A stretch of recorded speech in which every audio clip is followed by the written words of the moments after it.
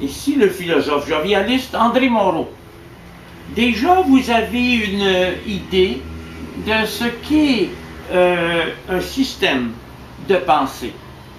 Vous avez des références maintenant. Vous savez que mon épistémologie est immatérialiste. Vous savez que mon ontologie est immanentiste et que ma métaphysique est moniste. Vous savez que j'ai une éthique de l'excès et je suis en train présentement de rédiger ma grande logique. Cependant, ceux qui croient que mon système n'est accessible qu'aux intellectuels se trompent.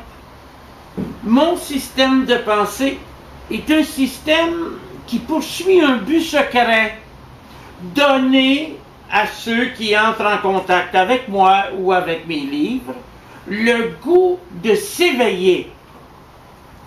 Je ne prétends pas, comme les gourous orientaux, transmettre une énergie subtile qui va vous donner, qui va vous faire entrer dans le nirvana, comme si vous aviez reçu une gifle métaphysique, ce que l'on appelle là-bas le Shaktipat.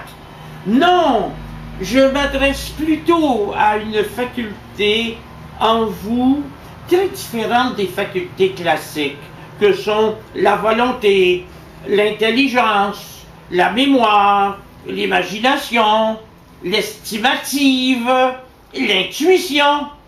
Je m'adresse en vous à ce que j'appelle la compréhension, dans le sens latin de cum prehendere, prendre avec.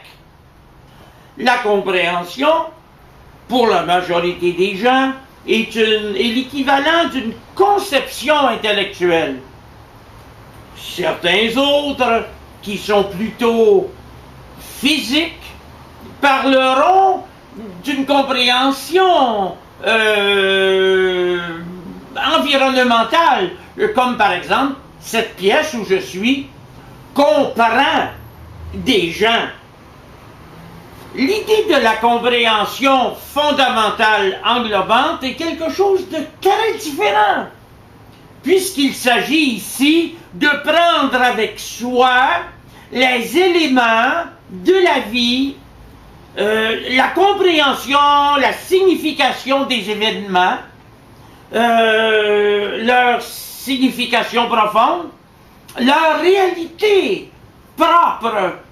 Alors évidemment, lorsque l'on est mu par la compréhension, on n'est pas uniquement attaché à la compréhension intelligente ou à la compréhension intuitive. On cherche à comprendre les choses avec toute sa masse éthérique. Et j'entends par là tout son être, cet océan d'intelligence et d'énergie qui n'a rien à voir avec les facultés empiriques dont on parle en philosophie. Une telle compréhension est nécessaire pour acquérir une Weltanschauung, c'est-à-dire une vision du monde jovialiste qui véhiculerait avec elle des valeurs nouvelles et surtout une nouvelle vision de l'absolu. M'a-t-on compris?